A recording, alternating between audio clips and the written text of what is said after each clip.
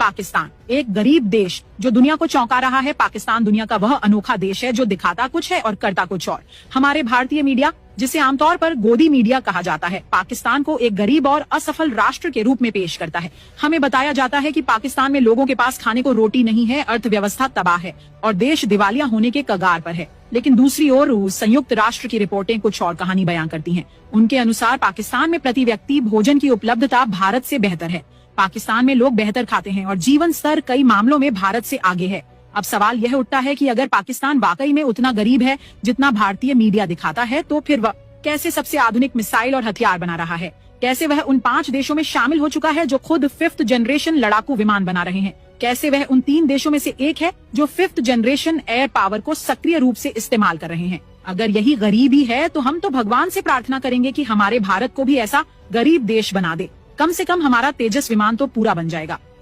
सच्चाई यह है कि पाकिस्तान ने न केवल अपनी वायुसेना को दुनिया की सबसे खतरनाक हवाई ताकतों में शामिल कर लिया है, बल्कि भारत को चारों ओर से रणनीतिक चुनौतियों में भी घेर लिया है। और हमारे देश में यहाँ 5 किलो गेहूं के लिए लोग लाइनों में खड़े रहते हैं, जबकि हमारा टैक्स का पैसा एक आउटडेटेड राफेल विमान में डूबा दिया गया, जिसका आज की 5th जनरेशन युद्ध में कोई विशेष स्थान नहीं है। दुर्भाग्यवश हमारे अपने सेवानिवृत्त जनरल जैसे कि जनरल बख्शी, जिन्होंने देश के लिए बलिदान दिए हैं, अब वही पुराना नैरेटिव फैला रहे हैं। पाकिस्तान को नीचा दिखाकर खुद को सच्चा देशभक्त साबित करना चाहते हैं। सवाल ये है, क्या उन्हें कहीं से रिश्वत मिल रही है? वरना 5th जनरेशन के युग में पुराने जमाने के विमानों की वकालत क्यों?